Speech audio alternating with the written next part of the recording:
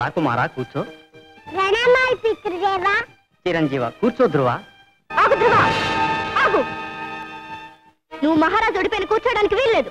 చిన్నమ్మా, నేను పితృదేవులో ఓడిపోయిన ఎందుకు కూర్చోకూడదు? మహారాజు ఓడిపోయిన ఉత్తముడికి ఒక్కడికే స్థానం ఉంది, నీకు లేదు.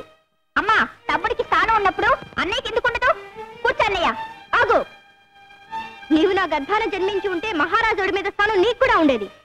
తండ్రి ఒడి మీద కూర్చున్న అధికారం ఉత్తముడికి ఒక్కడికే ఉంది, మరెవ్వరికీ లేదు. ఇది అధర్మం. తండ్రి గారు ఒడి మీద అన్నయ్యకు స్థానం లేకపోతే నాకు లేదు. ఉత్తమ, నువ్వు ఊరుకో. వీలేదు, నువ్వు కూర్చోనయ్యా. ధ్రువ, నువ్వు దిగొద్దు. ధ్రువ దిగు.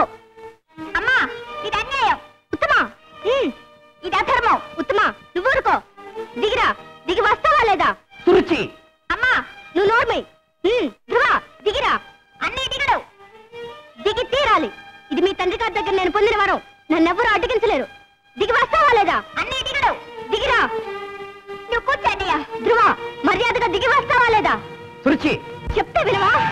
అమ్మా, ఉత్తమ, నువ్వు రాయిటు. సురుచి, ఇది అక్రమం. తమ ఎప్పుడో నాకు వాగ్దానం చేశారు మహారాజా, మీ వడిలో ఉత్తములకు ఒక్కడికే స్థానం ఉందని. నా వాగ్దానాలన్నీ ఇలా దుర్వినియోగం చేసి నా కుమారుణ్ణి ఇలా నిండు సభలో అవమానించి అమానుషంగా క్రిందికి ఈడ్చిపడవేయవచ్చునా? ఆ మాట మీరు నాకు వాగ్దానం చేయకముందే ఆలోచించి ఉండవలసింది. సురుచి,